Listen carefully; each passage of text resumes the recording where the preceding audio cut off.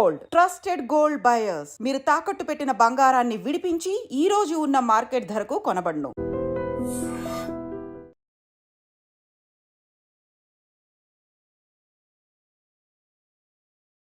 నమస్తే, welcome to I dream.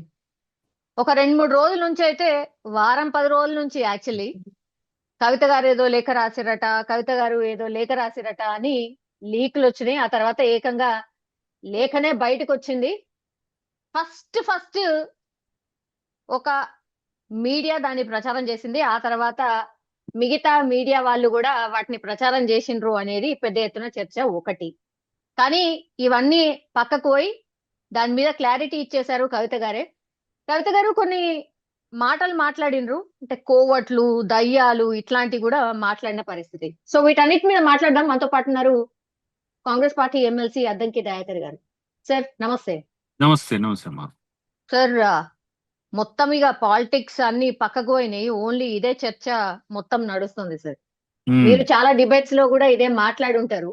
కానీ sir, ఈ రోజు కేటీఆర్ గారు మాట్లాడుతూ అవును మా పార్టీలో కోవట్లు ఉన్నారు కానీ కాంగ్రెస్ కోవట్లు ఉన్నారు అని మాట్లాడిండు సార్. మరి ఆ పార్టీలో ఎవరు సార్ కోవట్లు? ఎవరు మీ పార్టీకి సంబంధించిన కోవట్లు? అదే అది ఇప్పుడు కాంగ్రెస్ పార్టీ కోవట్లు ఎవరో చెప్పాలి. వాళ్ళే మన ఎవరు కేసీఆర్ చెట్టున్న దయ్యాలు ఎవరో కూడా కవిత చెప్పాలి. రెండు వాళ్ళ మీదనే ఉన్నాయి ఇప్పుడు. కాబట్టి వాళ్ళు ఎంత సంక్షోభంలో ఉన్నారో ఇప్పుడైనా మనకు అర్థమవుతుంది కదా. కాబట్టి వాళ్ళ సమస్యను పరిష్కరించుకోలేక కాంగ్రెస్ పార్టీ మీద, తర్వాత బీజేపీ ఏజెంట్ గా మారడానికి కాంగ్రెస్ పార్టీ మీద కేటీఆర్ ఇంకా ఎవరు ఏ కామెంట్స్ చేసినా కూడా మేము వాటి విషయాల్లో పెద్దగా పట్టించుకోవాల్సిన అవసరం లేదు. బట్ మాట్లాడిన మాటల్లో రాజకీయ ఆరోపణలు కానీ చూస్తాం తప్పితే దాంట్లో ఉన్న కొత్త స్టాంటిటీ ఏమున్నది? ఇప్పుడు కవిత చేసిన ప్రశ్నలకు సమాధానం చెప్పే స్థితిలో బీఆర్ఎస్ పార్టీ ఏ నాయకుడు లేడు. కేటీఆర్ చూసినారు కదా, ఇంతకుముందు ప్రెస్ మీట్ లో ఏం మాట్లాడుతుండ్రో. కనీస స్పందన కూడా లేకుండా సొంత చెల్లి చేసిన కామెంట్స్ మీద కూడా అదే రాజకీయ ధోరణితో ఉన్న పరిస్థితిని బట్టి చూస్తే వాళ్ళకి అర్థమవుతుంది. అటు తండ్రి ఇటు అన్న ఇద్దరు కూడా ఏ విధంగా అవమానిస్తుండ్రో వాళ్ళని వాళ్ళు ఆత్మపరిశీలన చేసుకోవాల్సిన అవసరం అవుతుందని నేను అనుకుంటున్నాను. పెద్దగా అసలు అందులో ఏమున్నది? సరే, ఒక మాట అన్నాడు, అవును అంతర్గతంగా చర్చించుకోవాల్సిందేమో, అట్లా అందరికి వర్తిస్తది అని చాలా లైటర్ వేరే తీసుకున్నారు సార్. పెద్ద దాన్ని సీరియస్ గా తీసుకున్నట్టు అనిపిస్తలేదు. ఓ పెద్ద ప్రచారం చేస్తున్నాయి, కోతికి కొబ్బరి చిప్ప దొరికినట్టు ఫీల్ అవుతున్నారు అని కవిత గారు కూడా మాట్లాడిండు. మరి మీరు చిన్నదాన్ని చాలా పెద్దగా చూస్తున్నారా ఏంది?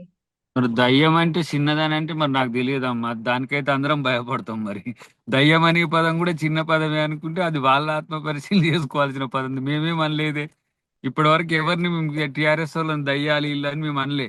వాళ్ళ సొంత చెల్లె అన్నది. మరి కేటీఆర్ దానికి సమాధానం చిన్న సమస్య అని అనుకుంటే అది టీ కప్ లో తుఫాన్ అని వాళ్ళు అనుకుంటుండ్రు. అది బంగాళాఖాతంలో వచ్చిన తుఫాన్ గా మారేటట్టు ఉందని మనకు అర్థమవుతున్నది.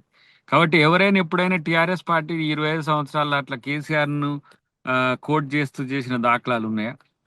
కాబట్టి వాళ్ళని వాళ్ళు సముదాయించుకునే పనిలో డిబాకిల్ని తట్టుకోవాలంటే అంత సింపుల్ కాదు. అందుకని ఆ ఫ్రస్ట్రేషన్ నుంచి కొంచెం బయటపడడానికి ప్రయత్నం జరుగుతున్నట్టుగా అనిపిస్తున్నా కూడా ఇప్పట్లో ఇదేంది మన సీరియల్ వెబ్ సిరీస్ లెక్కనే నడిచేట్టుంది మొత్తానికి. ఇదైతే ఇప్పటికి సశేషంగానే ఉంది కదా. దయ్యాల పేర్లు చెప్తే ఓ పని అయిపోవు. ఆ దయ్యాల పేర్లు చెప్పకపోవడం వల్ల ఇప్పుడు వీళ్ళకి దయ్యం పట్టింది. అది అంటే జస్ట్ ఒక ఎపిసోడ్ మాత్రమే అయ్యిందా? ఇంకా ఇంకా ఎపిసోడ్స్ చాలా ఉన్నాయా సార్? ఇప్పట్లేం వదిలిపెట్టేటట్టు ఏం లేదు. ఈ పరిస్థితి మనం ఏంది కొంత చెప్పినా కదా, అదే డైలీ సీరియల్ మాదిరిగా మొగులి రేకులు లేకపోతే వెనకటి కొన్ని ఋతురాగాలు లాంటి సీరియల్ సంవత్సరాల పాటు సాగినట్టుగా వీళ్ళది అట్నే సాగేటట్టుగానే కనబడుతుంది. వాళ్ళు కొట్టుకుంటారు, మన మీద వేస్తారు. ఇది ఎక్కడ మీడియా అని కూడా అంటుండ్రు వాళ్ళు. మీరు ఏం చూపించాలనో ఏం చూపించదో తెలుస్తలేదని చెప్పి కేటీఆర్ మీడియాని కూడా డిక్టేట్ చేసే కాడికి వచ్చిండు. సో కొంచెం ఆ ఫ్రస్ట్రేషన్ తాలూకు ఉంటుంది. కాబట్టి కాంగ్రెస్ పార్టీకి కొంచెం సంయమనంతోనే ఉంటుంది. అయినా మనకు సంబంధించిన అంశం కాదు, అది పార్టీ అంతర్గత అంశం. వాళ్ళు తొందరగా సర్దుకొని వచ్చి మళ్ళీ ప్రజల కోసం పోరాడండి. మీ కొరకు కొట్టాడుకోకూరు. మీ కొరకు కొట్టాడితే మీ పరువే పోతుంది. కాబట్టి ప్రజల కోసం ఉన్న పార్టీ అది. యా. సో సార్, అంటే ఇంకో చర్చ ఏం నడుస్తుందంటే కొత్త పార్టీ వస్తది అనేది కూడా ఒక చర్చ నడుస్తుంది. కవిత గారే కొత్త పార్టీ పెడతారు, అందుకే తెలంగాణ జాగృతి కింద ఇవన్నీ కార్యక్రమాలు చేస్తున్నారు అనేది కూడా మీరే మాట్లాడిండ్రు అనుకోండి. నిజంగా ఆ పరిస్థితి ఉందా? కొత్త పార్టీ వస్తది అనంటే రావచ్చు అనే సంకేతాలు కనబడుతున్నా వస్తేంది రాకపోతేంది ఇప్పుడు వాళ్ళు మాత్రం విడిపోతున్నారు అనేది ఒకటి స్పష్టం. అది దాన్ని దాచడానికి ప్రయత్నం చేసిండ్రు.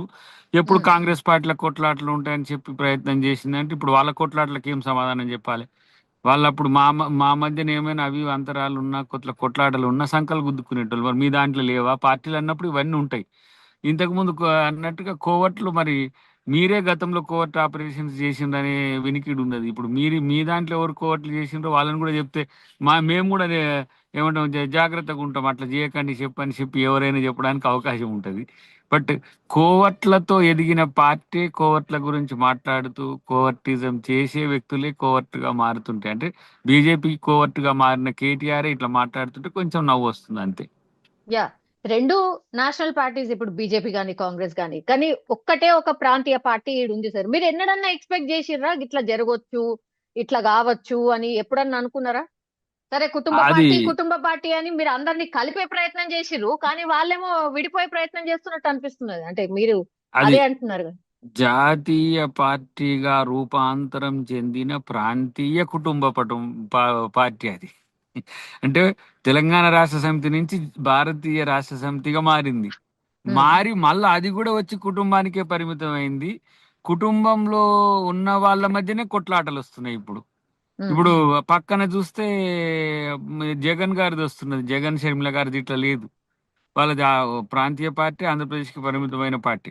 కానీ ఇక్కడ చూస్తే మీరు ఆ జాతీయ స్థాయిలో ఎక్స్టెంట్ అయితే ఇంకెంత సమస్యలు వచ్చినో మీకు అర్థం చేసుకోండి. ఇప్పుడు ప్రాంతీయ పార్టీ గుండి బతికిపోయిపోయింది దేశం. కానీ వీళ్ళే కనుక దేశానికి ఎక్స్టెండ్ అయి ఉంటే రోజు ఏంది ఉత్తరం దక్షిణం తర్వాత తూర్పు పడమరని పంచుకొని కొట్లాడుకునే పరిస్థితి వచ్చు. అది ఎందుకు అదృష్టం అంతవరకు ఎక్స్టెండ్ కాకపోవడం అనేది. కాబట్టి ఇక్కడికే పరిమితమైన ఇంకా కొన్ని ప్రాంతాలకే ఉండవల్ల సమస్య మంచిగానే ఉన్నది. కానీ అన్నిటికంటే ముఖ్యంగా కేసీఆర్కు వచ్చిన సమస్య ఇది. కేసీఆర్ పరిష్కరించుకోవాల్సిన సమస్య. కేసీఆర్ పరిష్కరించుకోవడానికి నిర్ణయం తీసుకున్నడా లేదా అనేది భవిష్యత్తులో తెలుస్తుంది. అంటే కవిత రూపంలో వచ్చిన సమస్యను ఓన్లీ మీరు అన్నట్టుగా ఏదో చిన్న సమస్య మా ఇంటి సమస్య పరిష్కరించుకుంటాం అనుకుంటే మంచిదే.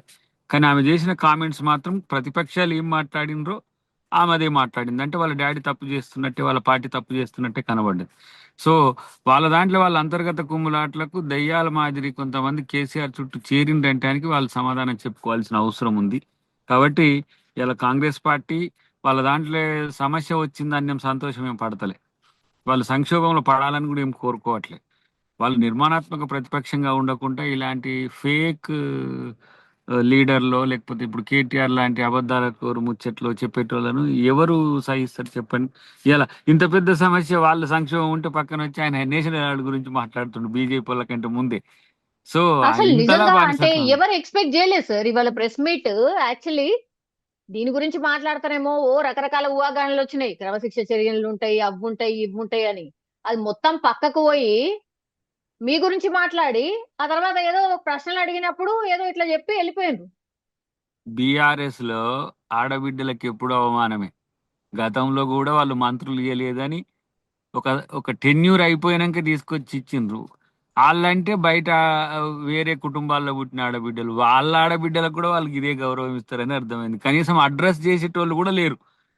ఆమె కడుపు చించుకున్నా కూడా ఆమె కాళ్ళ మీద బరువుడు తప్పితే వాళ్ళని ఆమెను పట్టించుకుంటూ లేడని అర్థమైపోయింది కదా. కాబట్టి ఇలా ఇదేమి ఈ రోజున వచ్చిన గ్యాప్ ఏం కాదు. సంవత్సరాలుగా వాళ్ళ మధ్యన గ్యాప్ ఉంది. ఆమెను ఎట్లా ఎగ్జిట్ చేయాలనే కోణంతో వాళ్ళు ఉన్నా కూడా తనేం చెప్పట్లేదుగా. కవిత గారు ఏం చెప్పట్లేదుగా నాకేమి మా అయ్య మంచోడే దేవుడే కానీ ఆయన చుట్టూ అంతా చేరిండని. కాబట్టి ఎవరు చేరిండ్రు ఏం చేసిండ్రు వాళ్ళ పార్టీలో ఏం జరుగుతుంది అనేది ఇప్పుడు దేశం మొత్తమే కాదు తెలుగు వాళ్ళు ఉన్న ప్రపంచం మొత్తం కూడా తెలుస్తుంది. కాబట్టి ఎప్పుడు కూడా పరిమితమైన ఆలోచనలతో పరిమితమైన పరిధితో పార్టీలు ఉండకూడదు. అది ఎప్పుడు కూడా ఎక్స్టెంటివ్గా ఉండాలి. అందుకనే ఇలా కాంగ్రెస్ పార్టీలో విభిన్న కులాలు విభిన్న మతాలు విభిన్న ప్రాంతాల యొక్క సమాహారంగా పార్టీ శ్రేణులు నిర్మాణం ఉంటుంది. ఇప్పుడు వాళ్ళు చూడండి ఒకటే కుటుంబంలో తండ్రికి పుట్టిన ఇద్దరు పిల్లలు తండ్రి యొక్క అక్క కొడుకు ఇక్కడికే పరిమితి. అక్క కొడుకును పక్కన పెట్టగలిగినరు. కొడుకుకు అవకాశం ఇవ్వాలనుకున్నప్పుడు బిడ్డ అడ్డం వచ్చినప్పుడు బిడ్డను పక్కన అసలు బిడ్డ ముచ్చటే చెప్పట్లేరు. సో ఇప్పుడు ఉమ్. సగటు సమాజంలో ఆడబిడ్డకు జరుగుతున్న అవమానమే కవితకు కూడా జరుగుతుందని అనుకోవాలి. కాబట్టి అందుకనే ఆమె కొంచెం శివంగి లెక్క అయ్యే ప్రయత్నం చేస్తుంది. చూద్దాం ఏం జరుగుతుందో వాళ్ళ మధ్యన. అది అంతర్గత పోరుకు, లేదంటే ఇంకో పార్టీ ఏర్పాటుకు, లేదంటే వాళ్ళ పార్టీల కలయికతో పగిలిన అద్దంలో కలిసే ఉంటారా చూద్దాం భవిష్యత్తులో. యా, అల్టిమేట్ పవర్ అయినా సార్, అంటే పవర్ Yep. పోంగనే పవర్ పోంగనే ఇదంతా స్టార్ట్ అయింది ఒక రకంగా చెప్పాలంటే. అంటే పవర్ ఉంటేనే మనిషి గుర్తింప, లేకపోతే లేదా.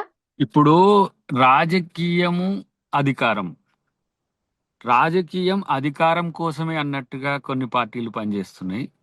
రాజ్యాధికారంతోనే మనిషికి విలువ ఉంటుందనే ఒక రాంగ్ నోషన్తో ఉన్నారు. రాజకీయం యొక్క ముఖ్య ఉద్దేశము సేవ. సేవను పక్కన పెట్టి షేవింగ్ చేసే పనిలే పడ్డారు. ఈయనకి ఎన్ని వేల కోట్లు ఉన్నాయి, వానికి ఎన్ని వేల కోట్లు ఉన్నాయి, వాళ్ళకి ఎంత ఉంది, వీళ్ళకి ఎంత ఉంది, ఇది కాదు. ఇవాళ ప్రజాసేవే లక్ష్యంగా బీఆర్ఎస్ టీఆర్ఎస్ పనిచేసి ఉంటే వాళ్ళ కుటుంబంకే పరిమితం అయ్యేది కాదు. అట్లా నరేంద్ర గారిని వెళ్ళగొట్టిండ్రు, విజయశాంతి గారిని వెళ్ళగొట్టిండ్రు, రవీంద్ర నాయక్ గారిని వెళ్ళగొట్టిండ్రు, ఆ, ఈటెల రాజేందర్ గారిని వెళ్ళగొట్టిండ్రు, చివరికి కవితను కూడా వెళ్ళగొట్టే ప్రయత్నం చేస్తుండ్రని నేను అనుకుంటున్నా. సద్దుమణిగిన అది ఒక రకంగా కలకలం అయితే ఎప్పుడు ఉండేది. ఎందుకంటే ఆ గ్యాప్ ఈస్ దేర్. ఇంతలా పెరుగుతున్న గ్యాప్ విషయంలో ఈ 25 years తర్వాత ముందు ఎప్పుడు లేదు. 25 years వేదికనే వేదిక కావడం ఇటు అన్నిటికి కూడా. సో ఇప్పుడు మనం మాట్లాడితే అవుట్ సైడర్ గా ఉంటుంది. మనం ఎందుకంటే కాంగ్రెస్ పార్టీకి ఏం సంబంధం, కాంగ్రెస్ పార్టీ మేము మేము కొట్లాడుకుంటే ఏందని కూడా వాళ్ళు అనొచ్చు కాక. కానీ మీరు సరిగ్గా లేరని చెప్పడానికి ఇది. ఇప్పుడు వాళ్ళు ముగ్గురు పరుగు పందెం పెట్టినట్టు ఉండేది మాకు, లేకపోతే వక్తృత్వ పోటీలు పెట్టినట్టు ఉండేది. కాంగ్రెస్ తిడటానికి ఈయన ఒక మీడియా, ఆయన ఒక మీడియా, ఈయన ప్రెస్ మీట్ పెట్టగానే ఆయన ప్రెస్ మీట్ పెట్టే ఈమె, ఈ వీరు ముఖ్యమంత్రి, వారు ముఖ్యమంత్రి, ముగ్గురు ముఖ్యమంత్రులు. అప్పుడే కేసీఆర్ ఉన్నప్పుడే నలుగురు ముఖ్యమంత్రులు, ఇంకో కనబడని ముఖ్యమంత్రి ఇంకొక ఆయన ఉండే. ఇప్పుడు ఈ ముఖ్యమంత్రుల పట్టించుకోకనే తెలంగాణ ప్రజలు కాంగ్రెస్కి అధికారం ఇచ్చిండ్రు. కాబట్టి మళ్ళీ వీళ్ళని ఏదో కోరుకుంటారు, ఏదో కాంగ్రెస్ పార్టీ తర్వాత కాకపోతే మాకే వస్తుంది, దాంట్లో నా వాటా ఏంది, నేనేడని ఈ పంపకాలలో కుటుంబ పంచాయతీలుగా మారిపోయింది పార్టీ. కాబట్టి కుచించుకొని కుటుంబానికే పరిమితమైన పార్టీలో కూడా పెద్ద ఎత్తున కల్లోలం జరుగుతున్నది. అది సంక్షోభం దిశగా పోతుందా లేదా అనే విషయం పక్కన పెడితే, సంక్షోభం జరగకుండానే మీరు మంచిగా ప్రజాస్వామ్యయుతంగా స్పందించమని వాళ్ళకి హితవు చెప్తున్నా. సార్, ఇట్లాంటి సిచ్యువేషన్ అసలు ఊహించుండరు కదా కేసీఆర్ గారు కూడా. ఇట్లాంటి పరిస్థితి వస్తుందని మేబీ నిజంగా ఊహించుంటారా? నేను అనుకుంటున్నా, మ్, మొదటి నుంచి ఎవరు అల్లుని రూపంలోనో కవిత కూతురు రూపంలోనే వస్తుంది, కానీ మేనేజ్ చేసుకుంటాడు. After KCR there may be a chance అనుకున్నారు అందరూ. కానీ బిఫోర్ కేసీఆర్, అంటే కేసీఆర్ ముందే ఇదంతా రావడం అనేది మాత్రం ఆయనకు ఒక ఇంత సమస్య. ఈ ఎంత రాజనీతికుడైన కుటుంబం విషయంలో, బంధాల విషయంలో డెఫినెట్లీ ఆశ్రిత పక్షపాతము, బంధుప్రీతో, రక్త సంబంధము పని చేస్తుందా లేదా. అల్టిమేట్ గా పవరే నా సార్ అన్నారు కదా. అల్టిమేట్ గా పవరా, అల్టిమేట్ గా పార్టీనా, అల్టిమేట్ గా ప్రజల, ఇది తేల్చుకోవాల్సింది బీజేపీ. ఈ కాంగ్రెస్ పార్టీ ఇట్లాంటి ఒడిదొడుకుల చరిత్రలో ఎన్నో చూసింది. అల్టిమేట్ గా ప్రజల కోసం ఉన్నది కాబట్టే ఇప్పటికి కూడా 145 సంవత్సరాల నుంచి ఆ పార్టీ కొనసాగుతున్నది. వాళ్ళతో పోటీ పెట్టుకుంటారు వీళ్ళు. అరే పక్క కుటుంబంలో మీ కులం వాళ్ళకు కూడా మీరు ఇంకో ఆ, ముఖ్యమైన పదవి లేరు. ఇంకో కులానికి సంబంధించి ఎస్సీకో, ఎస్టీకో, బీసీకో, మైనారిటీకో, మహిళకో కూడా మీరు ఇవ్వలేరు.